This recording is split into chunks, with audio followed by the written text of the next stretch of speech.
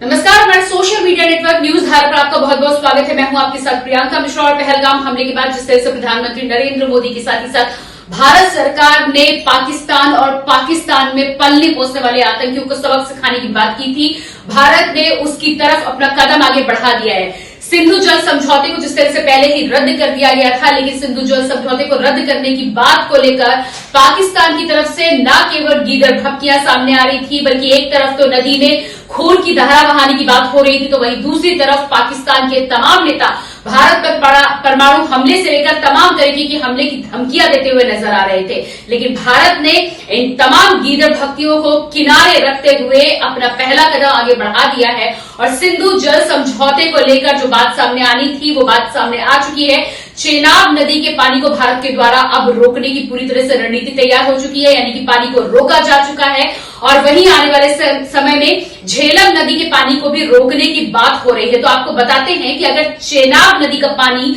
रुकता है तो पाकिस्तान किस तरह से खून के आंसू रोता हुआ नजर आएगा और एक बूंद बूंद को तरसेगा पाकिस्तान। जिस तरह से माना जाता है कि पाकिस्तान में 80% अर्थव्यवस्था पाकिस्तान की खेती पर यानी कृषि पर निर्धारित है। और अगर इस समझौते की बात की जाए तो जिस तरह से 80% पानी पाकिस्तान के हिस्से में शुरू से जाता है, इस समझौते का लंबे समय से यानी कि 1960 से जब से ये समझौता हुआ तब से इसका पूरा फायदा पाकिस्तान उठाता हुआ चला आ रहा है। 80% पानी पाकिस्तान में इस समझौते के तहत जाता है, जिसके तहत पाकिस्तान की अर्थव्यवस्था कृषि आधारित अर्थव्यवस्था चलती है, जो पूरी तरह से अभी भी चरमराई हुई है। और पाकिस्तान में पैदावार होने वाला हर व्यक्ति कर्ज में डूबा हुआ ही पैदा होता है। लेकिन सिंधु जल समझौते में पानी को रोक देने के बाद पाकिस्तान के पंजाब प्रांत में बूंद बूंद को तरसेगा पाकिस्तान। सबसे बड़ी बात यहां पर यह है कि जो कृषि आधारित पाकिस्तान की अर्थव्यवस्था है वो पूरी तरह से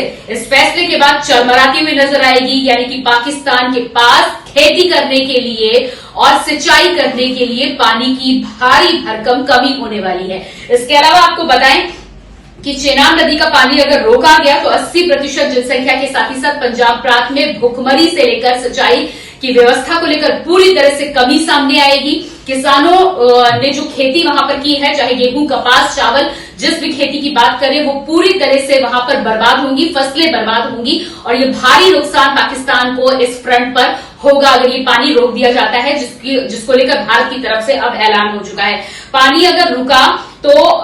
फसलें बर्बाद होने के साथ ही साथ किसानों को आर्थिक स्तर पर भी, यानी कि बहुत से ऐसे किसान हैं जो तमाम तरह की रकम लेकर और उसके बाद खेती करते हैं, और अगर ऐसे में सिंचाई व्यवस्था पूरी तरह से चरमराती है तो जाहिर सी बात है कि पूरे पाकिस्तान के साथ ही साथ उन किसानों को भी भारी भरकम नुकसान होगा। सिंचाई की कमी के चलते उनकी फसलें वहां पर बर्बाद होंगी, यानी कि अगर खेती के लिहाज से देखा जाए तो पाकिस्तान की अर्थव्यवस्था पूरी तरह से चरमरा जाएगी इस फैसले के बाद, जिसको लेकर पाकिस्तान लगातार भारत के ऊपर दबाव बनाने की कोशिश करता रहा है, अलग अलग प्लेटफॉर्म पर इस बात को लेकर बात करता हुआ है। और इस पूरे मामले में तो अब एलओसी में पाकिस्तान विदेशी मीडिया को ले जाकर इस बात को सिद्ध करने में लगा है कि भारत ने जो दावे किए थे वो दावे तमाम गलत थे। लेकिन इसके बाद, इस फैसले के बाद झेलम नदी की अगर बात की जाए तो झेलम का भी अगर पानी रोक दिया जाता है तब तो पाकिस्तान पूरी तरह से टूट जाएगा, यानी कि पाकिस्तान की रीढ़ की हड्डी यहां पर टूटने का काम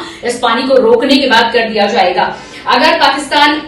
में झेलम का पानी रोका जाता है तो पाकिस्तान का दूसरे सबसे बड़ा डैम यानी कि मंगल डैम और पाकिस्तान का दूसरा सबसे बड़ा हाइड्रो पावर प्रोजेक्ट पूरी तरह से संकट में, खतरे में आ जाएगा। और पाकिस्तान खेती के साथ ही साथ जो बिजली उत्पादन करता है उस बिजली उत्पादन में भी भारी संकट का सामना पाकिस्तान को करना पड़ेगा, यानी कि पाकिस्तान की खेती आधारित अर्थव्यवस्था के साथ ही साथ पाकिस्तान की ऊर्जा व्यवस्था भी पूरी तरह से चरमरा जाएगी और भारी मात्रा में यहां पर पाकिस्तान को नुकसान होगा, क्योंकि बिजली की जिस तरह की खपत है वो बिजली वहां पर मुहैया नहीं हो पाएगी पानी की कमी की वजह से, और यह हाइड्रो प्रोजेक्ट पूरी तरह से अपनी क्षमता के अनुसार काम नहीं कर पाएगा। तो यहां पर भी पाकिस्तान को भारी संख्या में नुकसान होने का अनुमान है अगर ये पानी यहां पर रोका जाता है। अभी तो सिर्फ चेनाब की बात हुई है, चेनाब की बात पर जब ये हाल है तो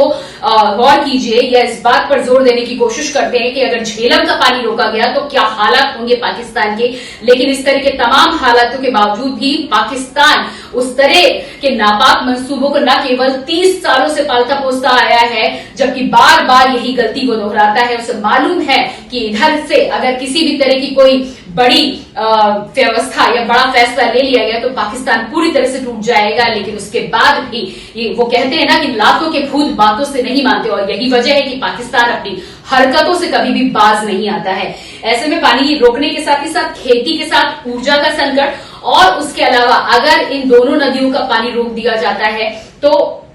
आम जनजीवन पाकिस्तान में है वो भी पूरी तरह से अस्त व्यस्त हो जाएगा। यानी स्वास्थ्य से लेकर सफाई तक के लिए नहरों, नदियों और छोटे मोटे तालाबों के लिए भी पाकिस्तान को पूरी तरह से पानी उपलब्ध नहीं हो पाएगा। ऐसे में खेती को लेकर संकट, ऊर्जा को लेकर संकट, हाइड्रो पावर प्रोजेक्ट को लेकर संकट, और यहां तक कि आम जनजीवन के रहने के लिए और आम लोगों के रहने, खाने पीने और रोजमर्रा के दैनिक कार्यों को करने के लिए भी पानी की किल्लत पाकिस्तान में हो सकती है। अब देखना ये पाकिस्तान को था इस तरह की हरकतों और नापाक हरकतों को अंजाम देने से पहले कि जिस आतंक को वो इतने लंबे सालों से न केवल पालता पोसता आया है बल्कि भारत के लिए लगातार जहरीले तार बुझे इस्तेमाल करता आया है, और समय समय पर इस तरह की कोशिश करता है। अगर भारत ने इस तरह की कोई भी कदम उठा लिए तो आखिरकार पाकिस्तान का क्या हश्र होने वाला है।